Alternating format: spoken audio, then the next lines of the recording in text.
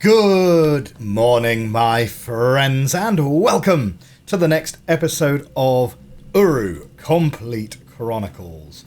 Last time out, we have all but finished Kadish Tolesa. And I'm finally going to get the pronunciation roughly correct before we leave that age for the final time. We have got all the journey cloths, we just haven't unlocked the journey door yet. So we're going to get some Yisha dialogue today. We then have one final journey cloth to find in Garrison.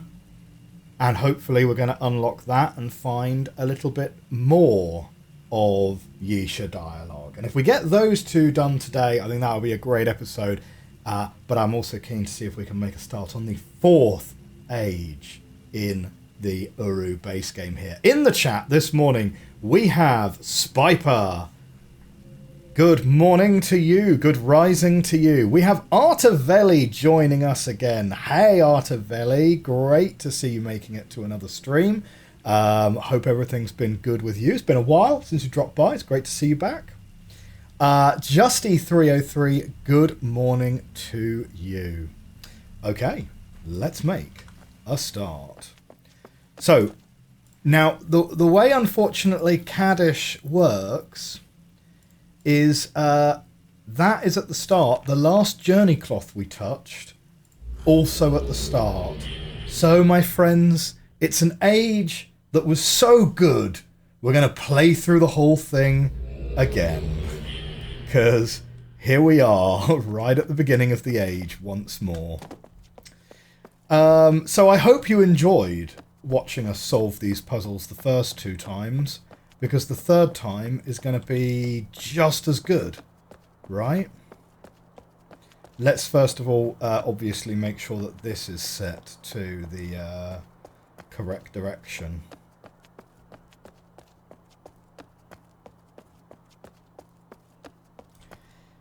If there was any age in need of a fast travel, Kadish twice as nice. Yeah. Third time though? Okie dokie, let's have a quick look. Here we go. What am I trying to make it look like? I'm trying to make it look like this. So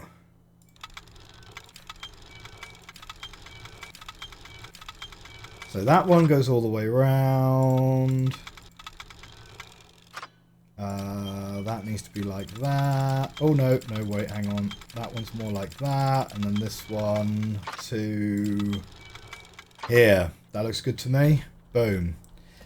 As I said last time, at least there is animation cancelling on that. So you don't actually have to wait for the thing to go every time, which is kind of nice. Zephyronicus in the chat. Good morning to you. Good morning to you.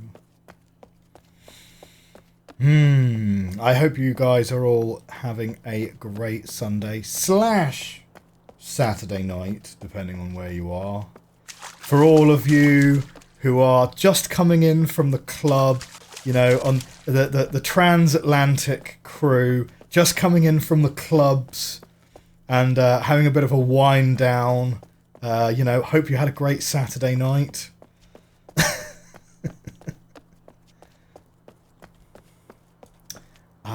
Right. Get this one going, and then Sleepy Otter, good morning to you. Right, so that one's good. This one, no, is not quite in the right spot. I think something like that is where we want those to be, and it's going to be something like that one. Yes, that looks good for number 2. This is speedrun strats going on here for sure.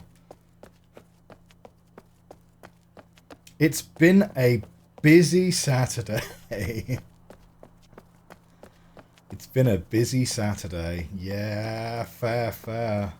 Tell us about your Saturday, Spiper. What were you up to?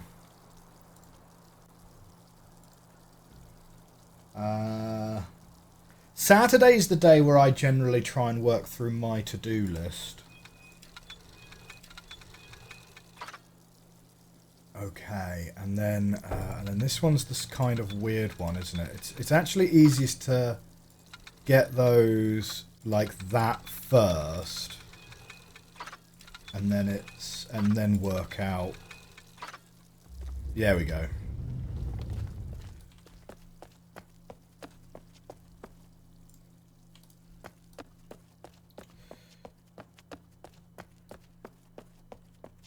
Nev Eagleson in the chat. Good morning to you. Good morning to you.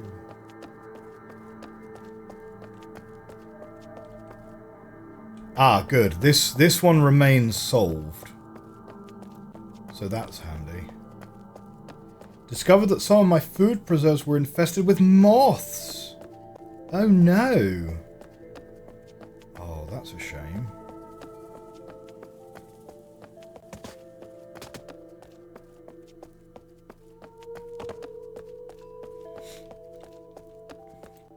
Not ideal at all. Not ideal. The only food preserving I've ever really tried my hand at is your classic English village stuff, right? So I've done marmalades, chutneys, and I've done pickle. So I've done like well, it's called gari. It's like a kind of Korean. What is it? It's like a pickled ginger, like a Korean pickled ginger. Really good. Like, add that to stir fry all the time. Pickling ginger is like elite. It really is. Is the lift going to activate for us without needing to solve the puzzle again?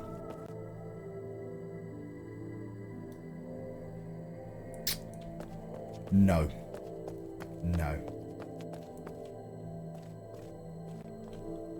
Did I miss the Myst 3 Exile stream, says Focusborg. No. We did Myst 3 Exile many moons ago.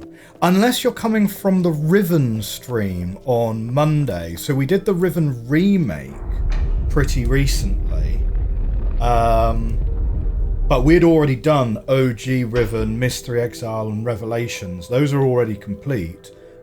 You can catch all of those on the YouTube.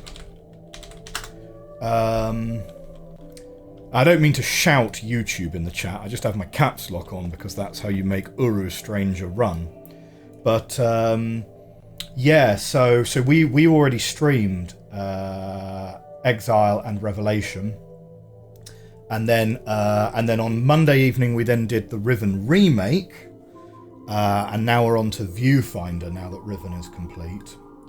But yeah, on Sunday mornings we have Uru and we do yeah, so we're up to Uru, and then after Uru is going to be Myst 5, and then we'll probably do Firmament. I realise it's not a Myst game, but yeah. And then by the time Firmament's done, Cyan will probably have released something else. Who knows? But yeah, Exile was great. Exile was great fun.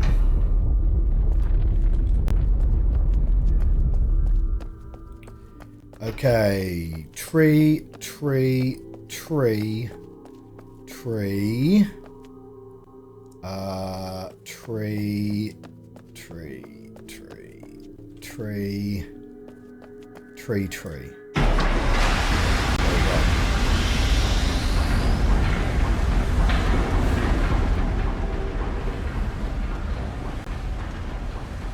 But yeah, Myst 3 was great fun. Really enjoyed that one. Brad the Riff.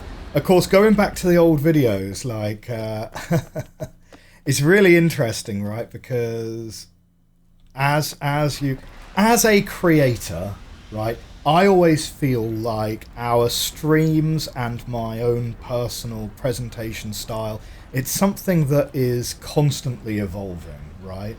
And even though Myst 3 was 9 months ago, something like that, I find there's a huge difference between how we create today versus where we were 9 months ago. I don't know. Yeah, it's. I think it's just one of those things. You just get better at it with practice. Amateria was a good age. Rough episode, but a good age. Mind you, not as bad as Riven episode 10. I think Riven episode 10, Obsidian episode 1, right? If any of you haven't gone to see the playthrough of Obsidian yet, check out Obsidian, right? Obsidian is probably going to end up being, we're into August now. Obsidian is probably going to end up being in my top 5 games that I played this year. It's a little bit like not terribly cohesive in places, but it genuinely has some absolute 10 out of 10 puzzles in it, right? So if you've never played Obsidian before, if you like Myst, 100% you are going to like Obsidian. So check that out. I mean, it's a game from like 99 or something like that, so it's a little bit old. It's 2D, it's 2D vibes. But every time you move between scenes, it plays you a little animation of you actually physically moving. Very clever. I don't know how they did that. But yeah, Obsidian episode 1 might be the roughest episode we've ever recorded on this channel. Because literally, very first thing I try and do. The game has, it's basically like there's like a journal, like imagine like an Atrus journal kind of thing, except it's a PDA, right? The game won't let you progress until you have read all of the entries in the PDA, which isn't really clear, and so that's what we got stuck on at the start, because I was like, I don't understand how to get into this thing. Right? And basically what I'd done is I'd missed an entry in the journal. And so that was a rough episode, because literally the first 45 minutes of that playthrough are just me going, what the heck? But once we got past that point, the game is away, and it's a good game. It's a good game. So yeah, I don't know. Maybe like watch half of episode 1 to kind of get the vibe, and then just skip straight to episode 2, because we don't solve the problem.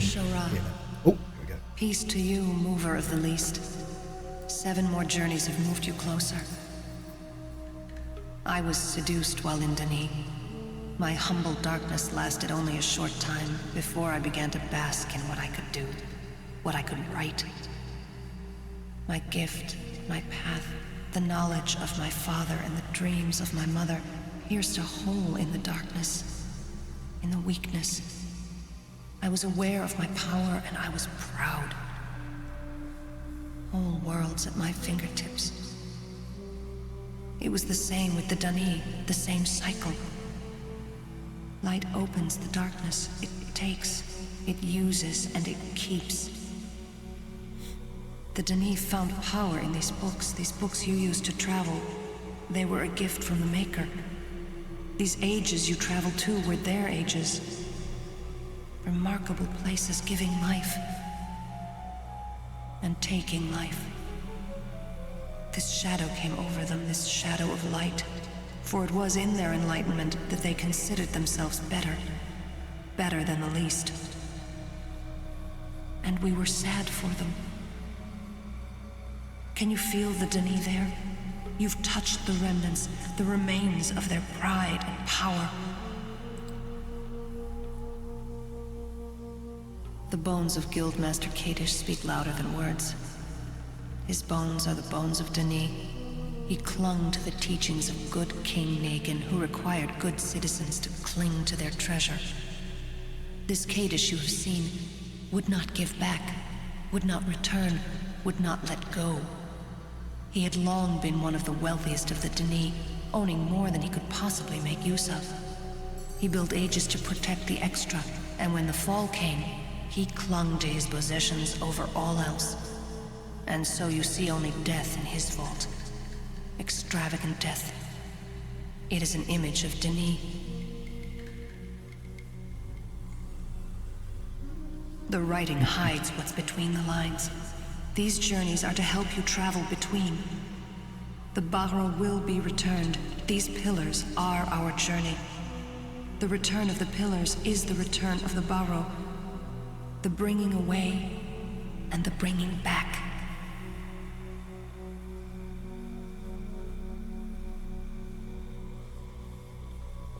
Okay, there we go.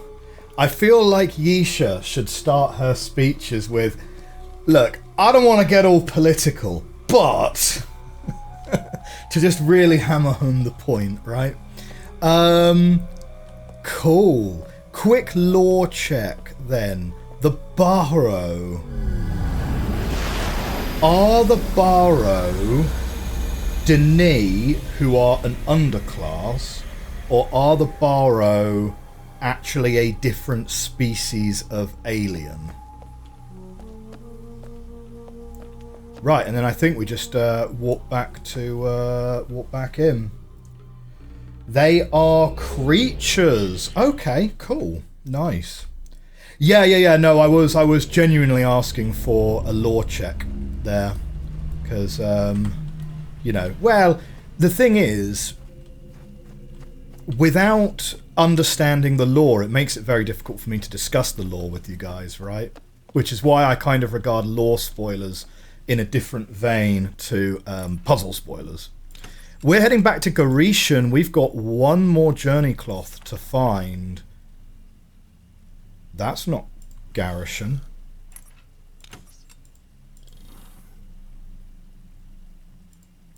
Wait. Yeah, here's Garrison. That's strange. Have those two swapped places on the shelf? Maybe.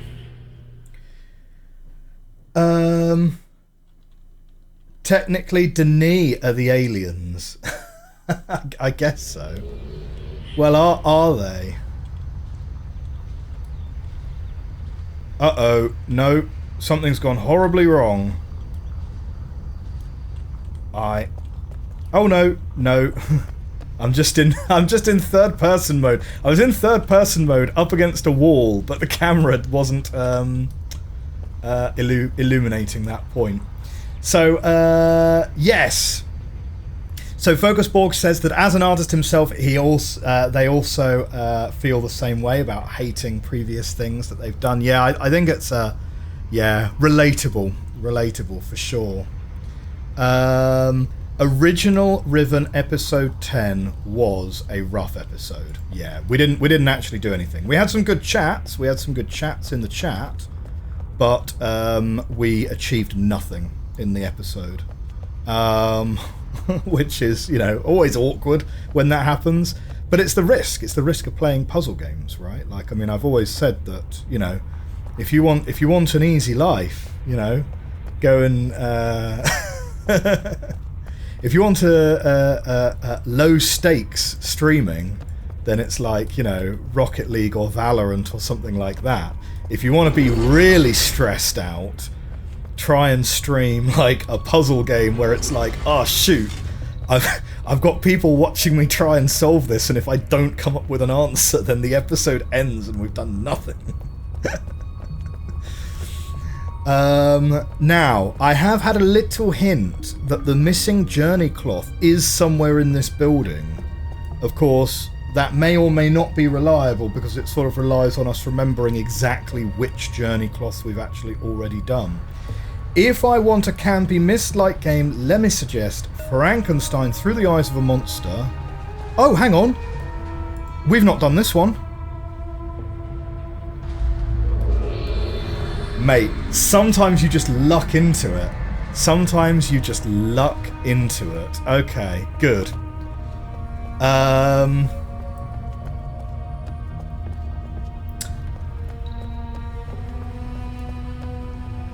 So yeah, Frankenstein Through the Eyes of a Monster. Story is a campy horror thing, but navigation gameplay is a bit like Myst with more inventory puzzles. And it has Tim Curry. Strong recommend. I do love a bit of Tim Curry. I will try and remember that recommendation for the Discord. We've got a Discord channel where we put recommendations up. And you know what? That makes me think we should definitely add an exclamation command, shouldn't we? So there are commands in the chat which you can ask Nightbot for. I think you should be able to anyway.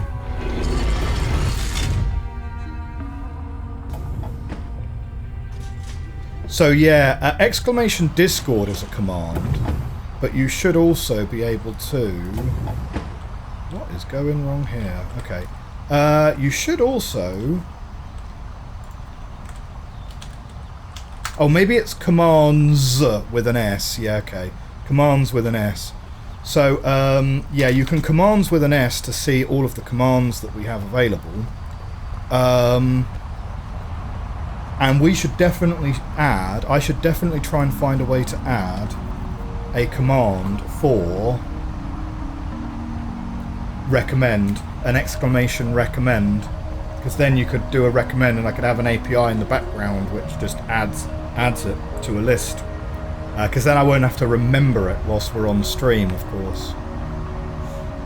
It's hard to find since it's not on Steam or GOG. You can find copies on Internet Archive that you can run on DOSBox. Okie dokie. Well, I mean, I will hunt around for a second-hand copy on eBay and see what we can find, because yeah, sometimes we luck out and we do find these other games. One thing, I still have this one that I got for Christmas, Star Trek The Next Generation of Final Unity. I tell you what, I started playing it. Oh, it's a rough game. It's pretty rough. Back when boxes were like nice chunky boxes. But yeah, if anyone's wondering where those episodes went, I have recorded a couple of episodes, but whoa, it's a tough game to get into because it's a little bit like, what is going on? You know what I mean? Some of these older games are a little bit rough, and I'm still kind of mulling over like how much we really need to play it. You know what I mean? Nope, missed it. Settle in, guys. I do not know how long this is going to take us.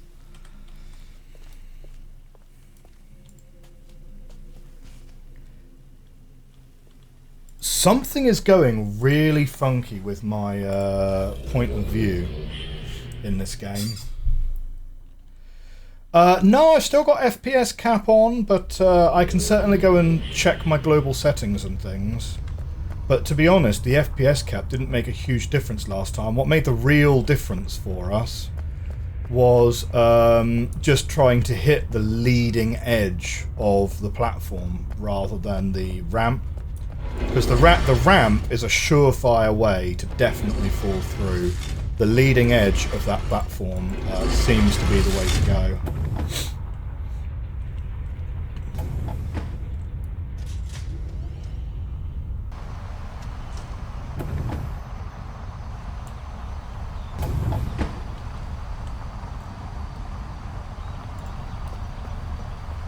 Okay, yep, let's get ourselves into position. It's coming around pretty quick, actually. Okay, here we go. Ready to make the jump. Ready to make the jump. You gotta go early. You gotta go earlier than you think. Here we go. Because the momentum, your momentum still carries you, right? Your momentum still carries you. So you do have to go earlier than you think. But that's okay.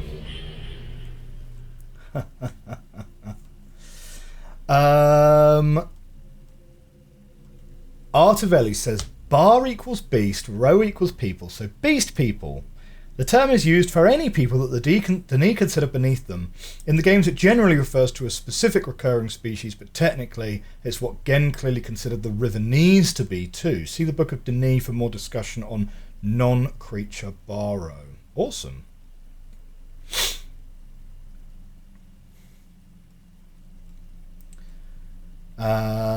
Will, we've got Jaffrus in the chat. Good morning to you. Good morning to you.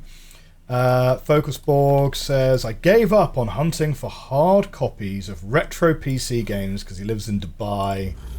Yeah, fair enough. Yeah, it makes perfect sense, doesn't it?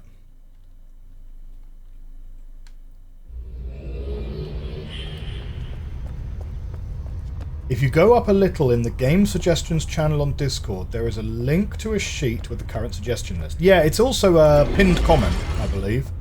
So if you can find the pinned comment, it'll be in there.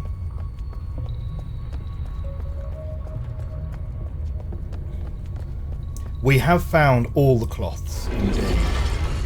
So we're just trying to make the jump. We're just trying to make the jump, and then we're all good for Garishing.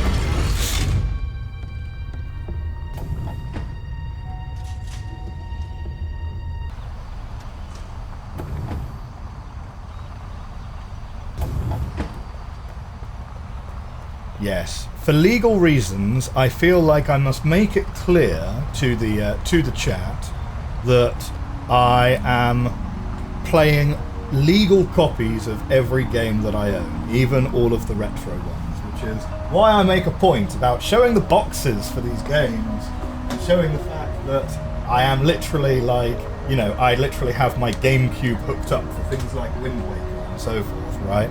So it's on the level. It's on the level. That's for the Twitch admins.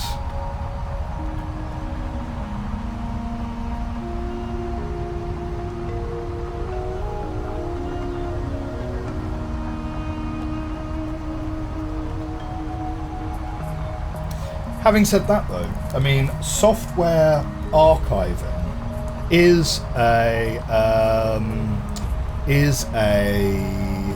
an important topic for me, right? Like and we've discussed it before, of course, right? The parallel that I draw between the early days of cinema and the early days of video games, and how, you know, a huge percentage of early days cinema, like the stuff from the 19th century, right, and the very early 20th century. Yes! We are in, right. Okay. It's the same thing that we're doing before, but hopefully we should be able to, by reaching up to the thing. We've got our fast travel point back. Yeah, a huge percentage of the early days of cinema just lost to time. Huge percentage. And literally 100 years later, we have learned nothing, because the same thing is happening with the early days of video games, right? And some people kind of think, oh, you know, like, does it really matter? Because do people, you know, is there anyone that really cares about these old arcade cabinets and blah blah blah, you know, these things that run specialty software built into the hardware architecture, about, like, you know, how you run an old arcade cabinet? And the answer is yes, because in 100 years time, people are going to be real sad about the fact that we didn't archive any of this stuff. Like, so yeah, it is something that is important to me on a, let's call it, emotional level.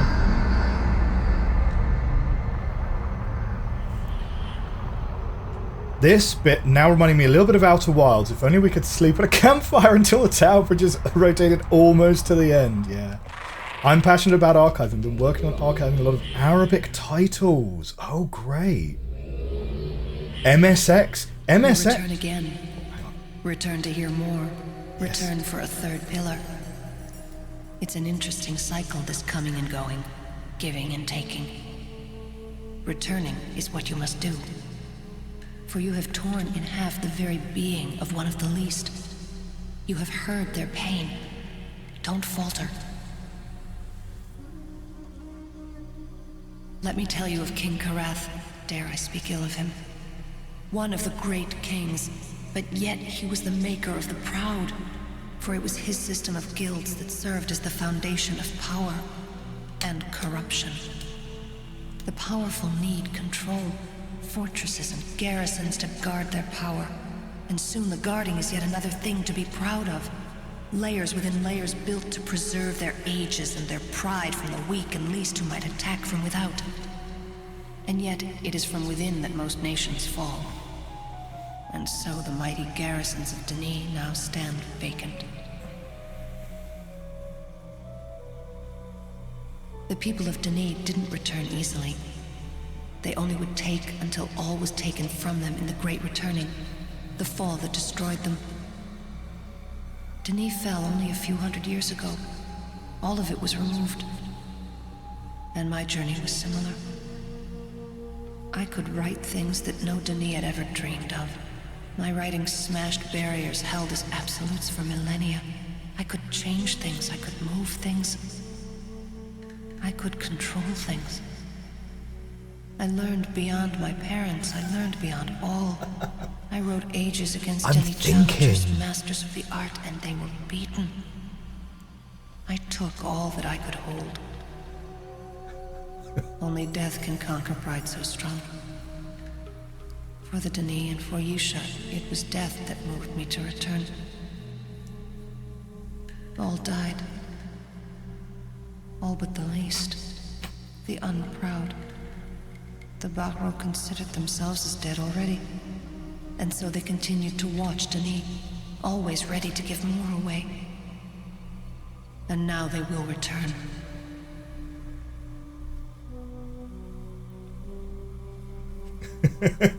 Chat seems to think that I'm just like glazing over here. I don't know, maybe a little bit. There is a certain amount of yeah, okay, I get it. But on the other hand, though, she doesn't just drop a notebook like other members of her family. That's true. But though, it's a very interesting point because we've got. I hadn't really realised until this point that we have a very strong theme developing between the four initial ages in this game, right? So we've got this might be... Has Myst gone political? Oh, I guess so. So we've had 3 ages so far. One was like a culinary age gifted to like the guild of bakers or whatever as a place to harvest their mushrooms. Literally a whole world just dedicated to like mushroom harvesting. With strong evidence of slave labour being used there, as well as hunting the local wildlife. You've got Garrison, the literal Denis prison, and we've got Kadish Tolesa, a vault where the wealthiest man in Denis hid all of his riches.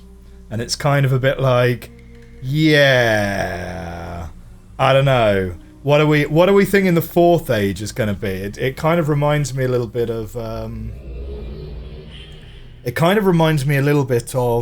some of those later levels in BioShock, where initially you start off with thanks for the ban there, Spiper. Where initially in BioShock you start out with like, yeah, okay, it's kind of all right. You're at the docks. You're at this you're at the theatre. There's a weird artist milling around, and then halfway through the game, it's like, oh right, we're actually now in the slums, and like this is where most of the normal people of Rapture actually live.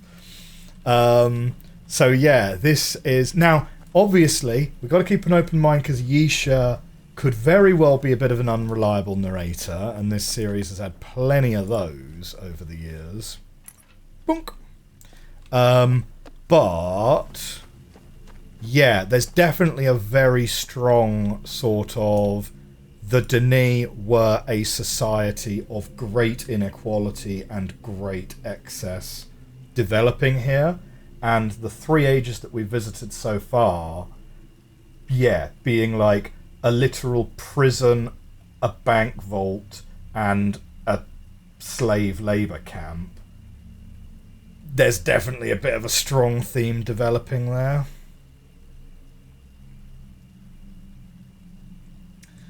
Hey Shroomfi, good to see you in the chat. From what I know of the Book of Ti'ana, I wouldn't really ascribe the Fall of Denis to any big core mindset flaw, more of a slip-up. But it seems like many in-universe people try to ascribe a greater moral to it.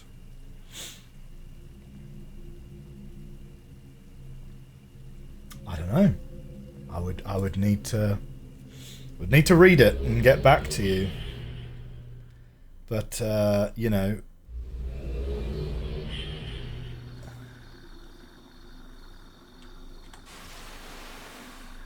Okay, what do we got? It's a new world, my friends. So we've got a little vent with what looks like a cover that we could put over it if we wish.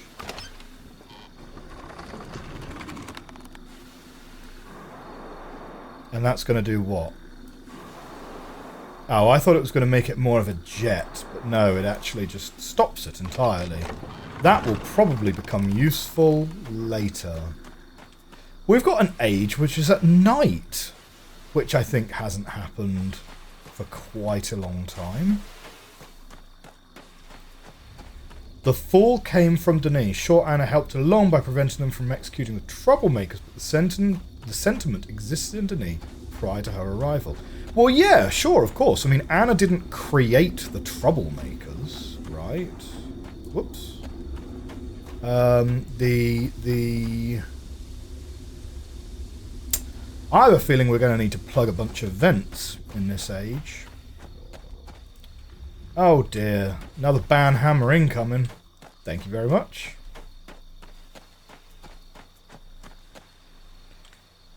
In a lesser game, those would do you damage.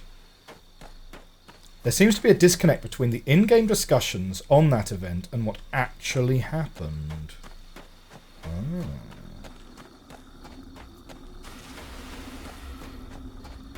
I wonder if we should actually just be closing these as we go, because there's clearly quite a few of them.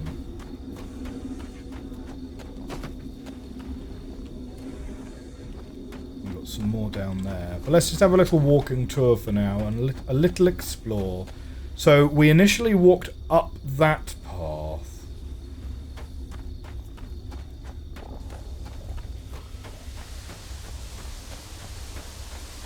Ooh, nice waterfall. Plot twist. This is also in New Mexico. Imagine a cyan game with health bars. Yeah. Okay, let's start closing these up.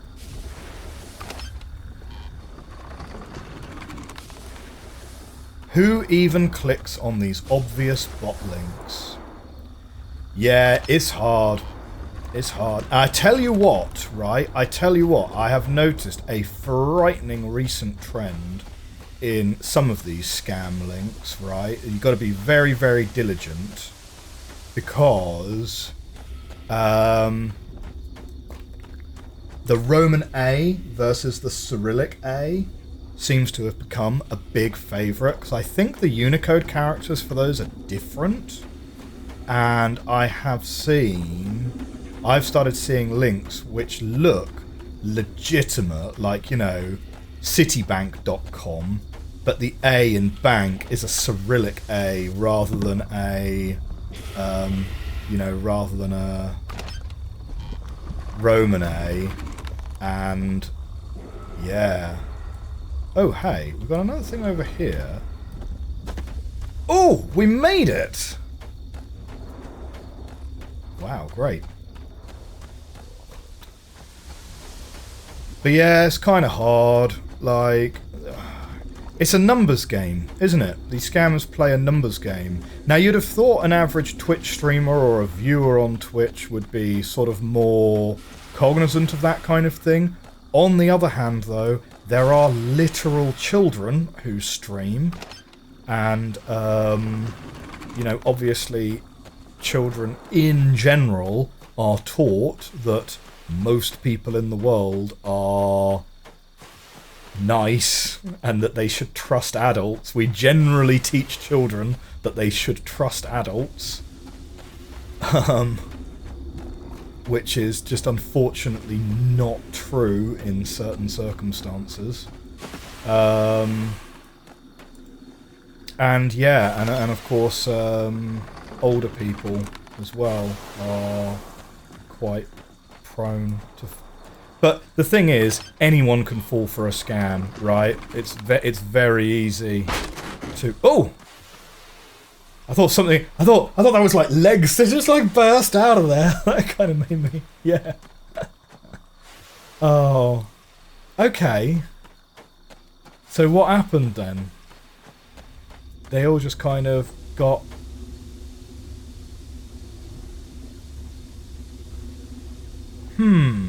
Interesting. Oh, wait. Wait, if we stand on one of those, it could launch us somewhere. If we stand on one of those, maybe it will throw us up into the air. The question would be, which one do we want to be stood on? Wouldn't it?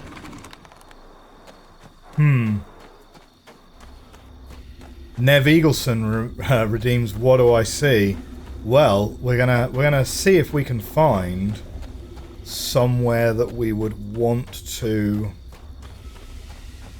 See if we could find somewhere that we would want to jump from. I don't think it's going to be this one. I don't know, I mean it could be this one, of course, but doubt it. Whoop!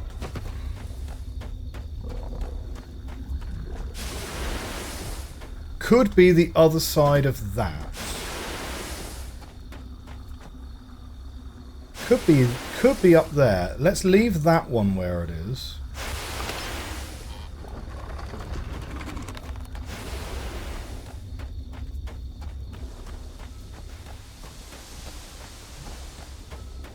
I should probably count these down so that I don't miss them, right?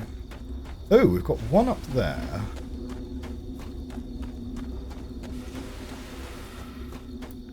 We'll want to really look around in this age, apparently. Oh, hang on. I hadn't seen that.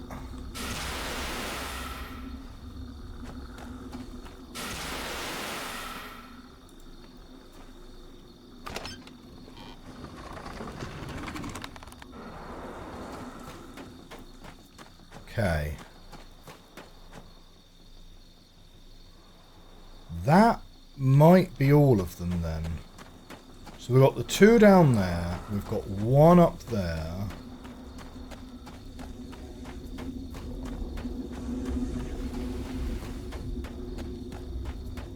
One down there.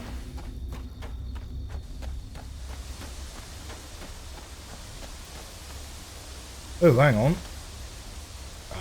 Yeah, we've definitely got an area down there, which we probably can get to if we can get over those rocks, I guess. I don't know, let's try it out, right? Put it in. And then jump me over. Huh! No. Well, it kind of did drop me up, but only in like the most sort of pathetic way imaginable.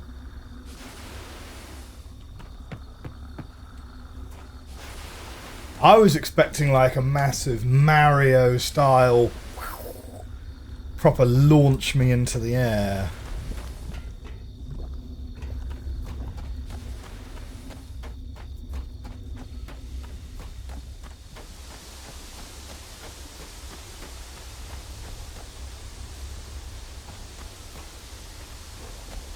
Okay. Whoops. Uh-oh. Well, I reckon we're going to be stuck there.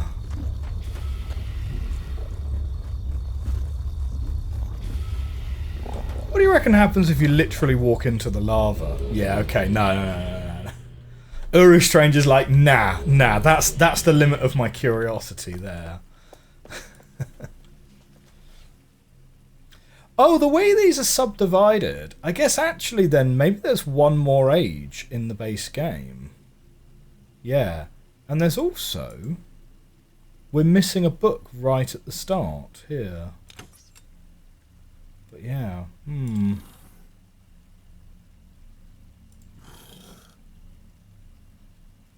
I thought maybe this was a number on the spine, but that's not a Dene number, I don't think.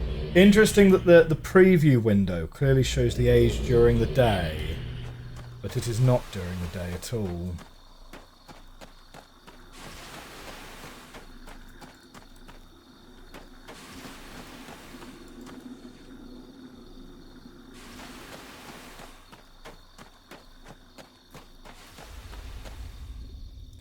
I honestly don't think I've seen this age at night. What? Really? Tied to your PC clock. My PC clock tells me it's 10 in the morning.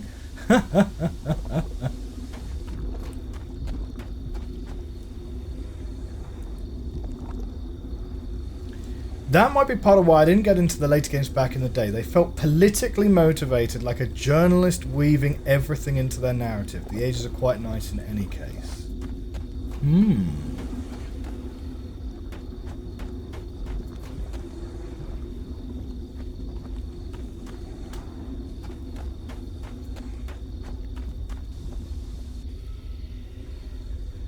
So, oh, hang on, wait a minute. We've got a platform there with a journey cloth. Right, back this way. To be fair, I'm not really that fussed about writers putting political commentary into their games. I think I'm sort of more in the camp that ultimately anything you create as an artist is going to be informed by your own politics, right? Like it's a little bit like your art style, right? As an artist, I was talking with an artist friend of mine who was telling me that when they first joined art college, they were doing I think they call them master's studies, where you are basically trying to recreate a painting that someone else has already done. And he was told, look, do not worry about your style. Is this my style? Is this my art style? Right? Or am I emulating someone else's art style? And they were told that no matter what you paint, in whatever way you paint it, you are painting it in your art style, right? You cannot create something without using your style.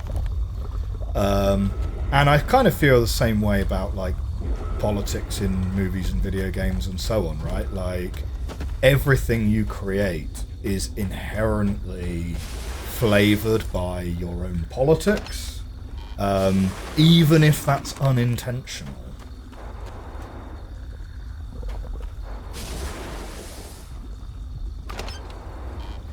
You believe it's a day-night cycle like in real Myst? The day-night cycle in-game is tied to real time, but it's probably shorter than 24 hours. It's about 8 hours. Ah, shoot, well if it's 8 hours, that means it's always going to be at night at this time of day when we play it. Some of the best stories I've read are very political. Hell, I just reread the entire Dune series. Can't be more political than that. Yeah, Dune is a great example of something which is like just steeped in political allegory. Yeah, 100% would agree. Dante's Divine Comedy is super political. Same for Homer's Iliad. I've never read the Iliad. The Divine Comedy is kind of... Oh, hang on. Can we get through that gap? Oh, no, this gap is that's a tease, that is. Yeah, the Divine Comedy is really interesting because, like, I haven't read the whole thing, But I've read the one with the cliff notes, with the this is who this person is, and yeah, it's really surprising how many of the characters Dante meets are actually just people from,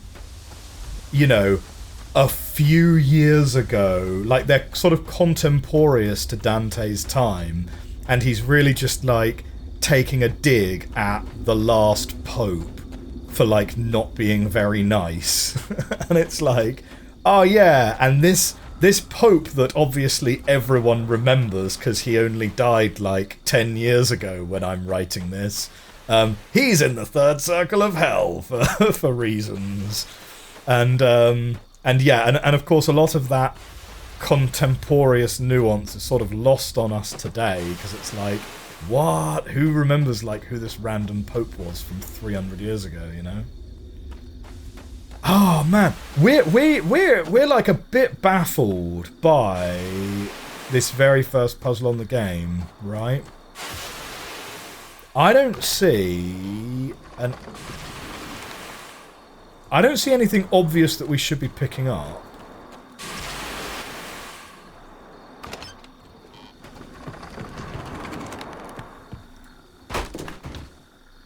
That really does not give us very much height. Now, having said that, we get a little bit of steam when they're all open, right? But I have a feeling that as you close these, do the steam plumes get higher? And is that important? Let's have a little look around. Yeah, Dante just put all of his political rivals in hell. He absolutely did. I mean, Dune is... Do you know what? This is going to be a bit embarrassing to admit, but it was shockingly late. It was shockingly late in my reading that I twigged that, hey, spice is oil? Like, that took a long time for me to realise that. And I'm like, oh, this one commodity that only exists in a certain geographical area of the universe that everyone relies on for interstellar travel, that the entire economy of the galaxy is based around because it's so important. Yeah, didn't get that. Didn't get that initially. Yeah, this definitely goes harder. This definitely goes harder. Oh, yeah. No. It throws us up. It throws us up. Right. So, let's close all but one of these and see if the gas throws us up high enough. Spiper says, being political in itself isn't bad. This one just felt journalistic to me, slightly disingenuous when you look at what literally happened. Oh, right. Oh, no.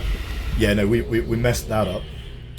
Yeah, I mean, Yisha might well be being unreliable in the way that she talks, right? It's like we've spoken on the stream before about some often really misunderstood movies and often really misunderstood books, right? One of the most misunderstood books that has maybe ever been written is Lolita, yeah?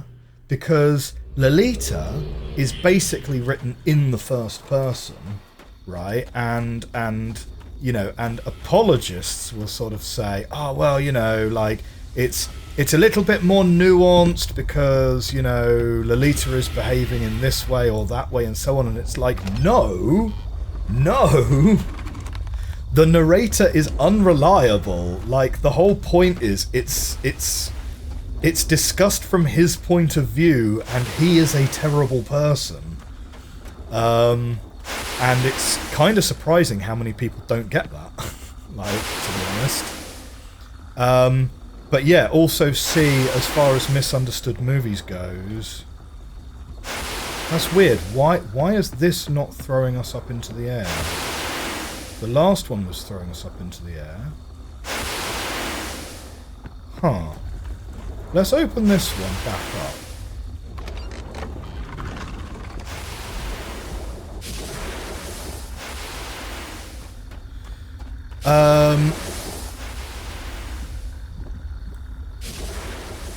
Yeah, that one's definitely throwing us up into the air very neatly. This one, which is... Oh, no, there it goes, there it goes. Right. Now get us over this gap. Do we need to, like, have a bit of forward momentum as we do it? Fight Club is one of the most misunderstood movies out there. Oh! No. Because the idea of Brad Pitt and Tyler Durden being this cool character that you want to try and emulate is, yeah, we did it, is totally not the point of the story. Well, no, it totally is the point of the story, because the story is about how easily manipulated it actually is to be by a very charismatic person. And the fact that a lot of the audience came away from that movie thinking that the message of the movie was broadly anti-capitalist, and that Tyler Durden was supposed to be kind of, you know, that his message was constructive in that way, is kind of actually helps highlight the actual point of the movie, which is how easy it is to be taken in by, you know, a very charismatic individual like that. Starship Troopers, yeah, another classic one. Very, very misunderstood movie. Like, you know, to the point where, I mean, Paul Verhoeven, I think he literally said at some point, I don't want to jump down there until I have a journey cloth to get back here more easily. I don't really want to link into there until I have a journey cloth either, because I don't really want to do that jump again. Paul Verhoeven, I believe, literally did an interview once where he was like, I have tried to make this as obvious a satire as possible. Hang on, would it be parody or would it be satire? I'm not sure. Man, this is dark. Oh, setting this age at night, terrible idea. Terrible idea. I'm going to come out and say it. This is exactly the kind of place where they would put a journey cloth as well. I've got no chance of seeing this, if there is one here. Like, I mean, the costume design for... Shoot, I've forgotten his name. The chap who played Barney Stinson in How I Met Your Mother.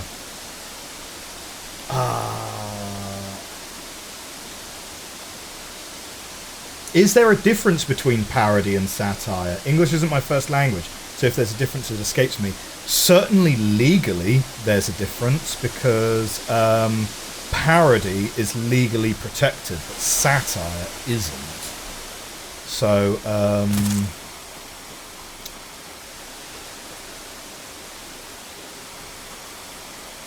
I think... do you know what? I would need to look it up.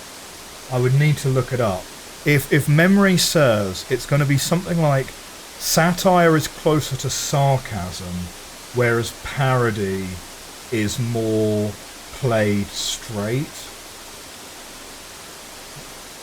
Like, I think, if I think back, so things like Spaceballs, because of the legal implications of it, Spaceballs has to be unambiguously parody, not satire. But if you are... So if you're using someone else's IP, like if you want to make Darth Vader a short guy in a dustbin, like in Spaceballs, that's got to be parody. Whereas I think if you're not using someone else's IP, you can make it satire. But I don't actually know the exact difference between the two. I'm not going to be able to find a journey cloth in there. Oh, hang on. We do have a tablet, though, which will take us back to Denis. Probably another balcony that we can admire, right? But wait, no. If we go onto a Denis balcony and there's no linking panel back, we're going to have to make that awkward jump again, and I don't want to do that. Right, let's take this book.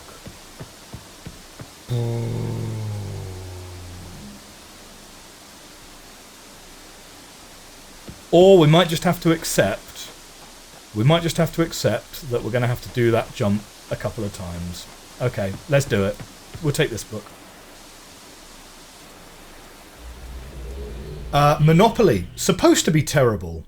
Ended up being very well sold. And, ironically enough, still terrible.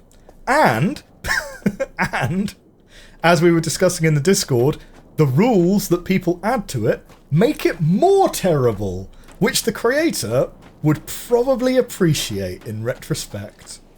I don't know. This is aesthetically your favourite age. Oh, excellent. Parody's supposed to be a joke, but satire is usually political commentary. Ah, interesting.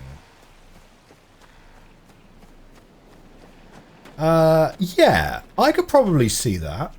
Because whilst Spaceballs is obviously a parody of Star Wars, it's not criticising Star Wars. It's not saying that Star Wars is wrong, whereas Starship Troopers is clearly making a political statement about, you know, yeah. But I mean, I'm fully willing to admit, right? Like I saw Starship Troopers for the first time when I was about, I don't know, 13, 14, something like that. It was the first 18 rated movie that I ever watched. And I am fully willing to admit that as a young person who watched that movie, I thought it was cool. And I thought the mobile infantry was cool. And that was my take home from it when I watched it, right? But like, you know, hang on, wait. How can you have a journey cloth in an age that isn't the age that we're in? So the journey cloths transcend ages. Well, that's good to know. Same thing with RoboCop, right? Like, I mean, as an adult, you kind of appreciate that, like, oh man, RoboCop is like this really horrible story about, like, a guy that literally dies and then has to go to work anyway. But, like, as a kid, you watch RoboCop, and bear in mind, like, the 80s were a time where R-rated movies were literally marketed at children, right? Like, do you want the RoboCop action figure? Like, you know, they weren't selling those to adults. Oh, look, it's a little crab. Hello. Oh, look, he's doing his little thing. He's eating some rock slime or something. That's cute. That's cute. But yeah, no, when I was a kid and saw RoboCop, I just thought like, oh yeah, it's like, he's like a cop, but he's a robot. Do you know what? This age is very nice. I do like this. This is very kind of Zen Garden vibes. We have another stone tablet. Where do you think that one's going to take us? What? Weather?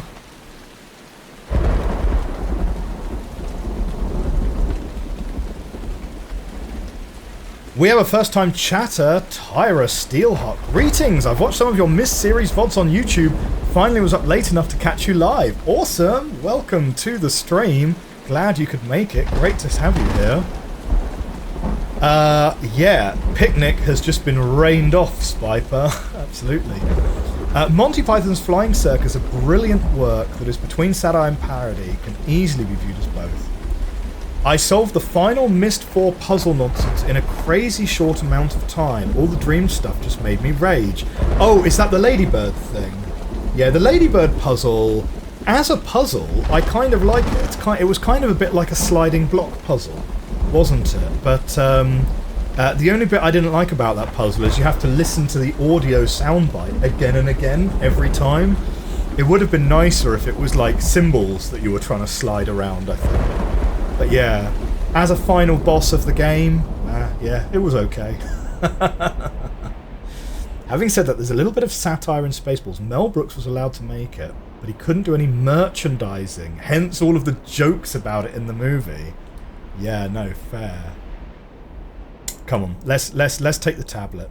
Let's take the tablet and we'll see where the tablet takes us. You got the message in Starship Troopers, but honestly didn't much care for it and just enjoyed watching them fighting bugs. To be fair, it also helped that the score was absolute fire. Absolute fire.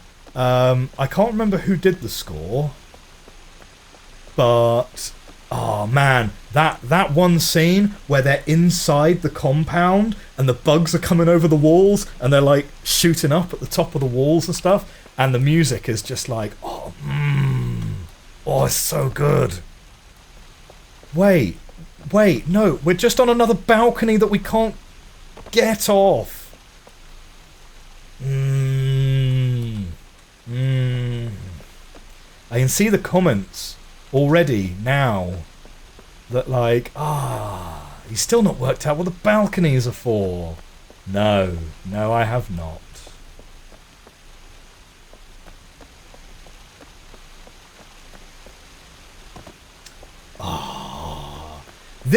This kind of stuff, I'm almost tempted to literally just say is a soft lock. At least we have now a journey cloth that we can walk straight back to.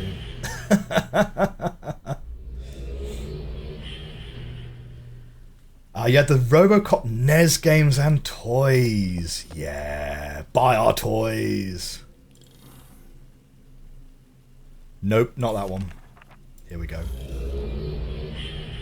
According to Google, by definition, a parody is a comedic commentary about a work that requires an imitation. This isn't the last journey cloth that we touched. Wait, we must require the other book. Is it in a different book? Yeah, sure. I understand it's two different ages, but like... Oh, wait, look! Oh, good. We get the green book. We get the green book instead. And this one does have a number on the spine. Look. That is a... number... 7, I'm going to say. So what's that? It must be like... 25. Nah, 25 is like an X. Oh, wait, no. Sorry, hang on. It's in the 10s. It's going to be like a 13. I think that's a 13, and that's like a... that would be a 7.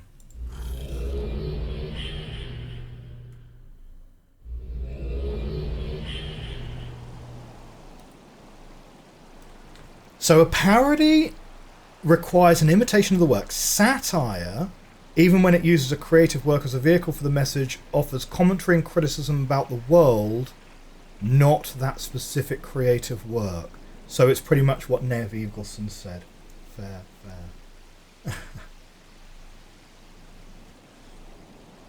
Imagine a Myst game where you had a grappling hook.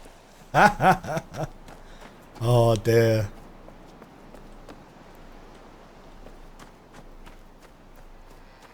So, this garden is definitely going to be easy to get lost in. This, I believe, is where we started. Oh, look, we got more of them. Hello. Oh, I wonder if these guys are the Bahro. Probably not. How are you going to manacle those guys? I'm assuming the Bahro must at least be humanoid, because in the slave pits we saw manacles, so they must have limbs.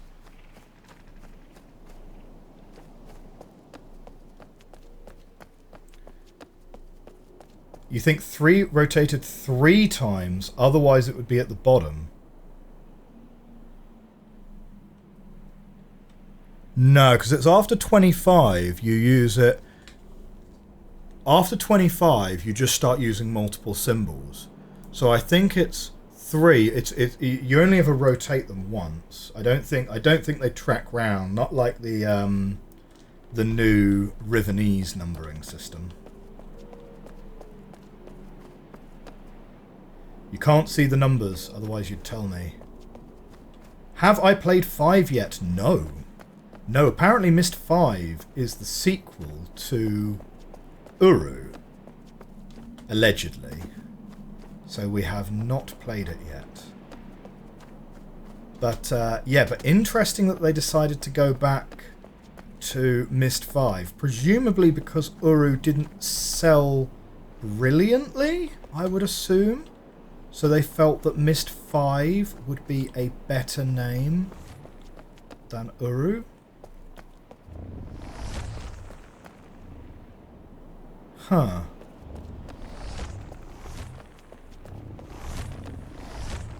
I got an interesting recommendation on my TikTok feed the other day. Hello. We've got a journal to read. I got an interesting recommendation on my TikTok the other day for a show called Scavenger's Reign, which is about a bunch of scientists being marooned on an alien planet. And it's kind of one of these, the environment is the enemy sort of things. I've not seen it yet, but looked interesting when I looked at the trailer anyway. College Ruled. Oh, they've gone back to the Myst name because it continued Atrus' story. Oh, I see. That'll be interesting to see a conclusion to that. This is Shomat's story, however. The story of Shomat, taken from Book 43C, we have yet to name it.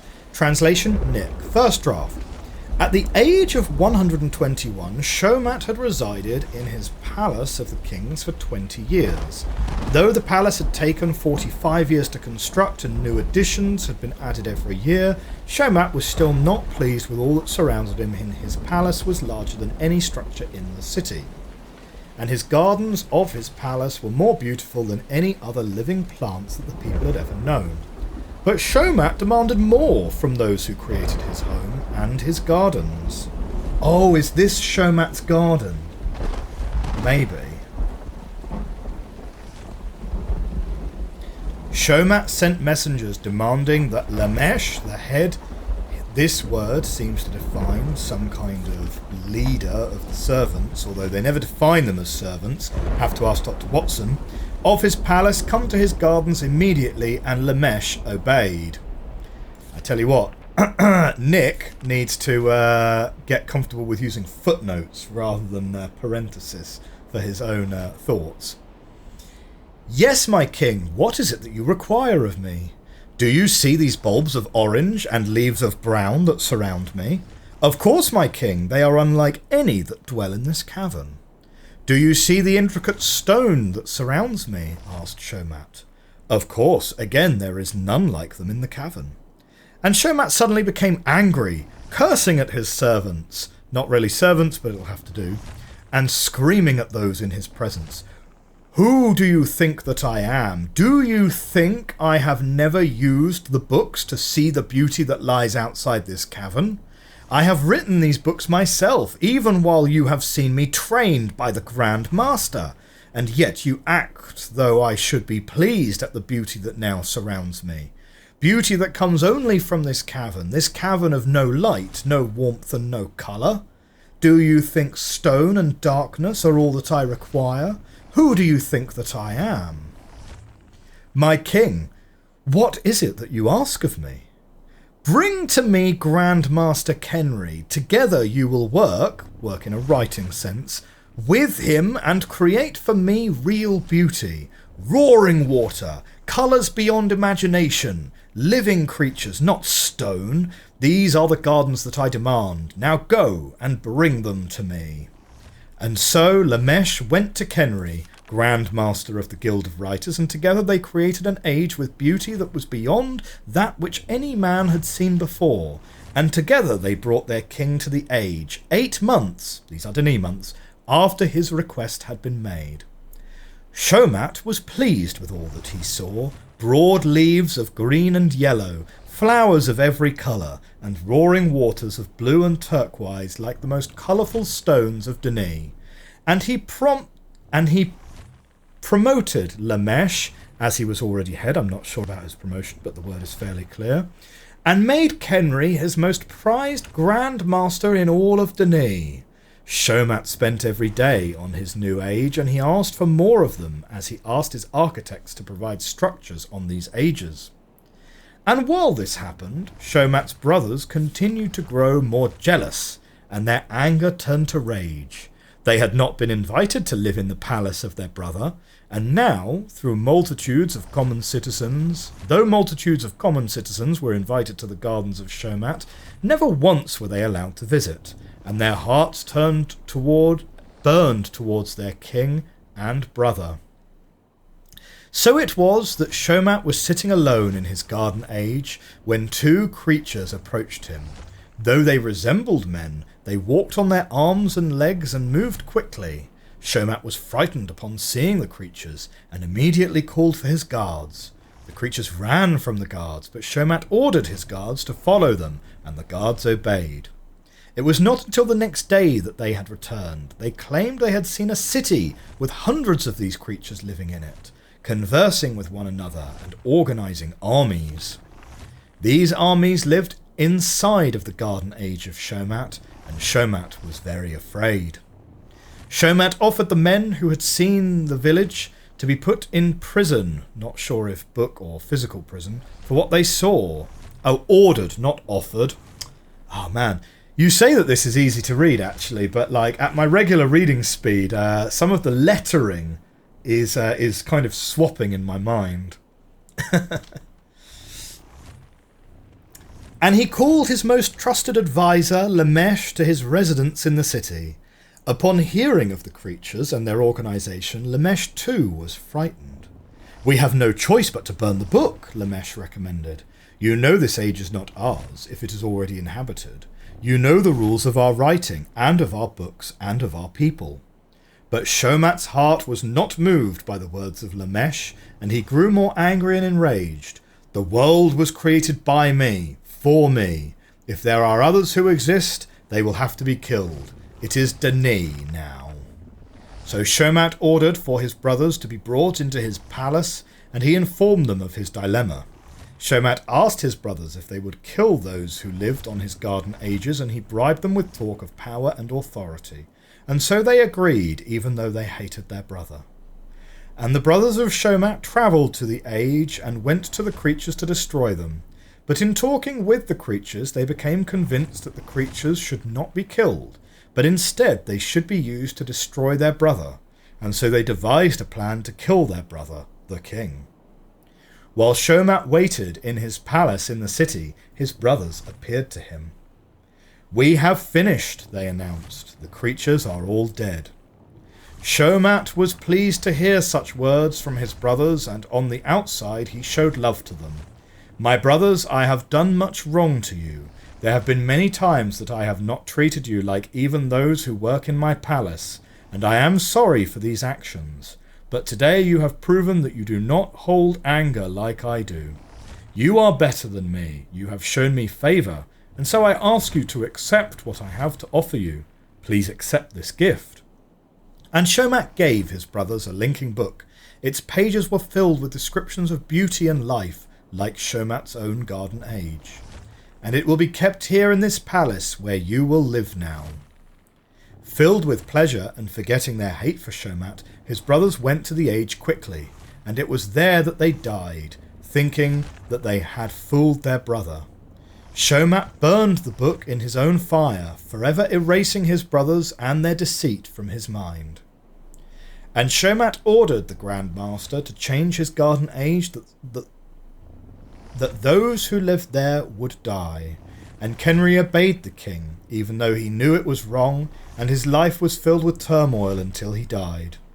But Shomat, though he did what was wrong, continued to live and pursue all that he wanted.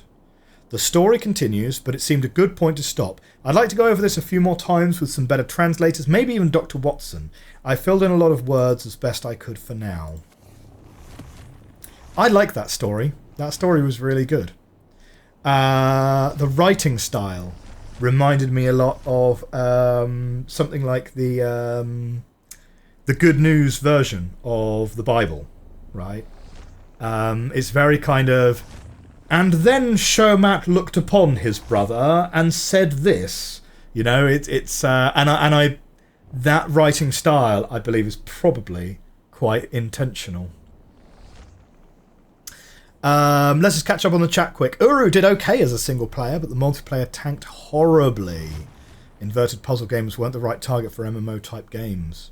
Spider says probably mainly for sales, same as how they renamed OG Riven to Riven 97 on Steam, so they could simply call the new VR one Riven. Yeah, indeed. I mean, they did the same thing with Myst, right? Although original recipe Myst is, I don't think, available at all, is it? Shots fired, says Artivelli. Yeah, so the right. I actually really don't like that handwriting. The random capital letters really throw off my reading. Like, I think I would rather actually kind of... I think I would rather have cursive, to be honest. I mean, cursive's also hard to read, but it's hard to read for a different reason. I don't know. Not even particularly well written even here. What was the point of writing on lined paper if you're not going to use the lines? Oh, nice. I didn't even notice. Oh, yeah, no. Oh, yeah, he's using two. Oh, that's true. Do you know what it probably was? They probably did the book as an art asset, and then they had the words in there, and they were like, nah, that's going to be way too small. No one's going to be able to read it. Because there's a minimum font size that you need to use for legibility on screen. And if you had a notebook with lines that only had, like, I don't know, whatever that would work out to be, like 15 lines on a page, it would look real weird. So I think it's probably an artistic compromise, isn't it? The right-hand pages are just reflected. The margins on the right. Oh my god, I didn't even notice that. Yeah. Yeah, you're right, aren't you? Because, yeah, look, even like the slight tearing, like where the tears are on the page, you're absolutely right. These are literal mirror images of each other, aren't they? Yeah. Cool. Well, hey, it means that you only need to load and render one page, right? Which keeps the asset sizes down. So... I saw an interview where Rand was talking to one of the developers, one of the artists on the new Myst, right? And you know, in Myst you have planks of wood which make up a sort of pathway. There's only one plank of wood in the whole in Myst, and they are all just different sizes and rotations of each other. So, yeah. And Rand couldn't believe it, because Rand was telling this story about how, like, in the original Myst, they'd saved some space by doing something like a certain way, and then the dev hit him back with, "Oh yeah, well, there's only one plank of wood that we're loading." Can we get down here? No. Cannot get down there. Huh. Interesting. So I wonder where we're supposed to go next then. But we'll go in here. Yeah, right. Okay, that takes us to the entrance. And we've found one journey cloth so far. Well, I tell you what, actually, back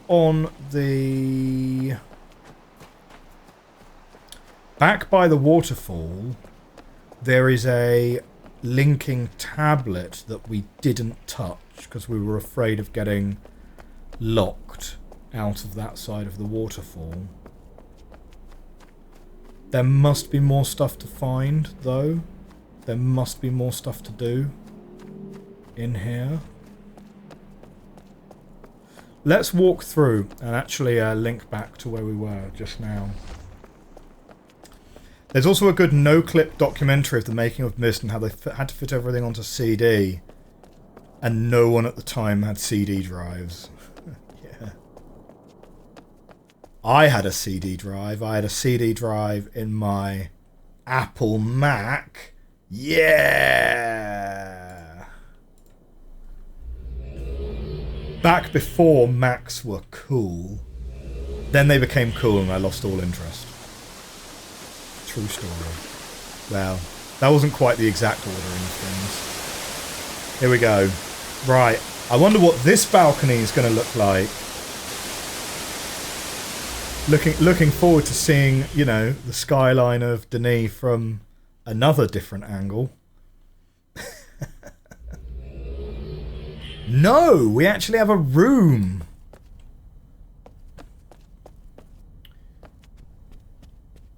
Oh wow, we've got a room with so many diaries. So many. Look, we've got 6. We've got 6 to read. And we've got more. What? No. Are these all readable?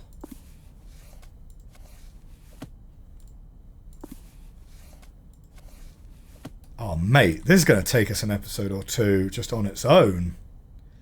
We've got Extinct Sevenger. Extinct Sevenger. That sounds very familiar.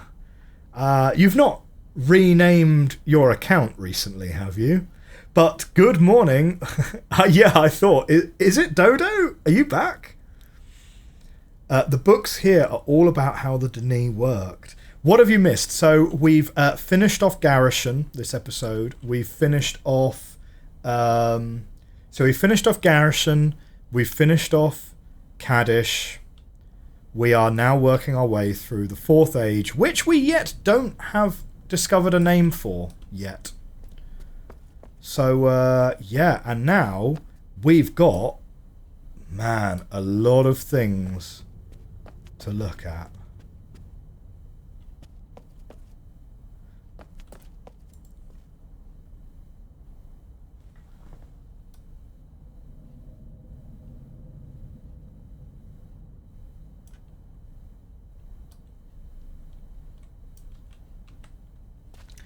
Well, let's make a start. But this will probably be the rest of this episode and probably all of next episode. We'll start with the small stuff. Unless anyone has a recommendation on what would be... Huh. Oh, I can't touch that journey cloth.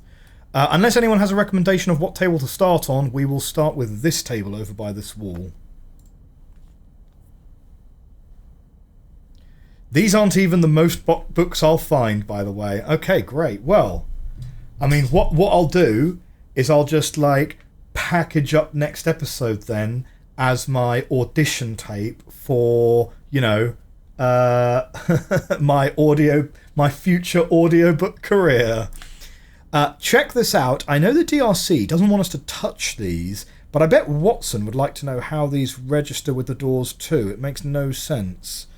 And don't lose it. I could barely get it off the wall, and when I did, it was pretty scary. Maybe the weirdest thing is that when I went back later, the cloth I got this piece from was intact again. Huh.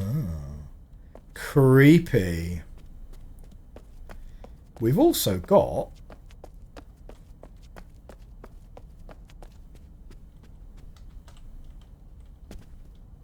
Do you reckon we can get out of this window? No. No.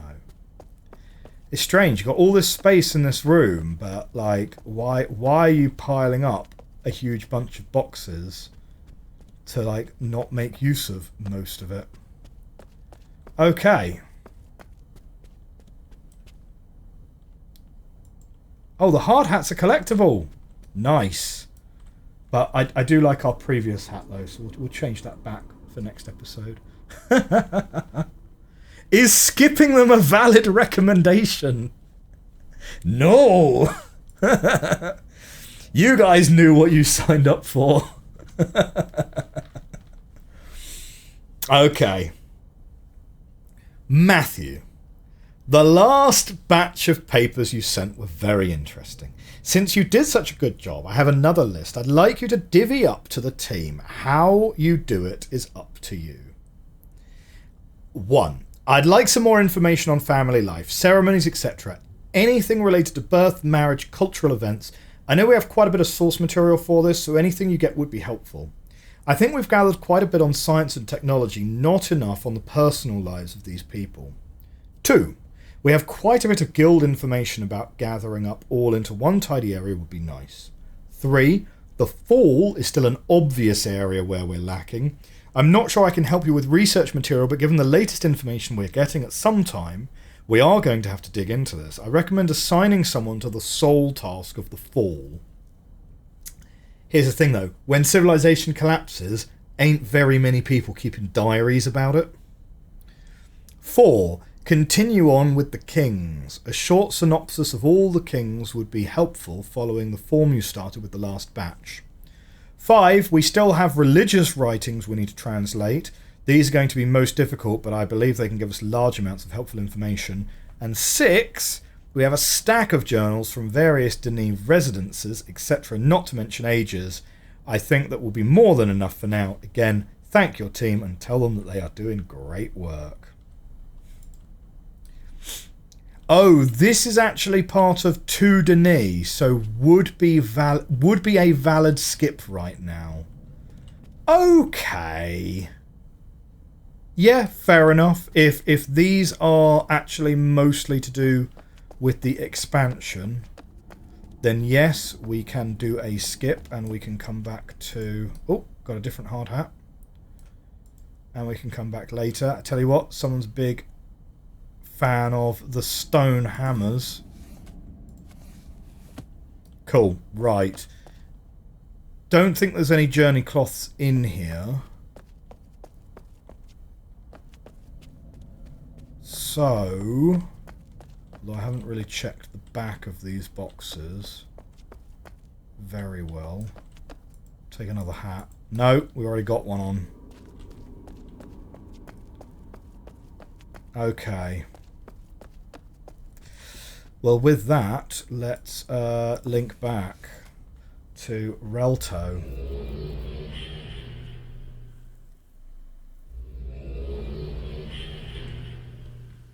Most of the stab links are, I think the only one that is not is Teledan Garetian. Oh, the slab links. I read that as stab links. I was like, what? Pretty much say whenever you're in Denis, it's not really part of the base game, but the books are all lore, so it's really up to you when you read them. Well, I mean, let's focus on completing the base game first, right?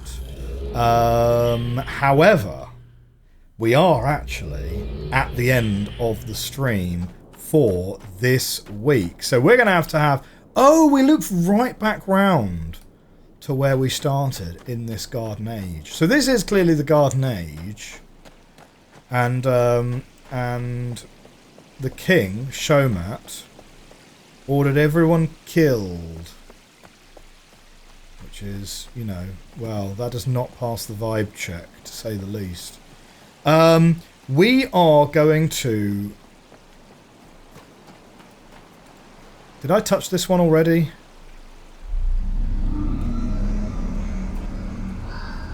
I think I already touched that one. We are going to have a re-explore of this area and the linked age and see where even is it that we're trying to go. We've done a little explore. There isn't an obvious puzzle that we're trying to solve, so we're going to need to explore on the next level deeper next time. Extinct 7 just says, I already know which cloths you'll miss here at the end. Oh, thank you for that. Okay, if you're watching on YouTube in the future, thank you very much for coming along to this, our latest episode of URU. If you enjoyed it, hit that like button, hit that subscribe button. I will see you guys. Oh, do you know what? Actually, quickly before we go YouTube, let's have a little like check from last week, right? Because last week we said, hey, can we get to 10% like to view ratio? And right now we are sitting at 100. Oh no, sorry, no, I asked for 15, didn't I? I asked for 15. I said we usually get 10. We got 158 views, 16 likes, so just a smidge over 10%. So that's really great to be maintaining that 10% like. If we can get to 15, that would be amazing. So please do consider hitting that like button. But if you're watching on YouTube in the future, thank you very much.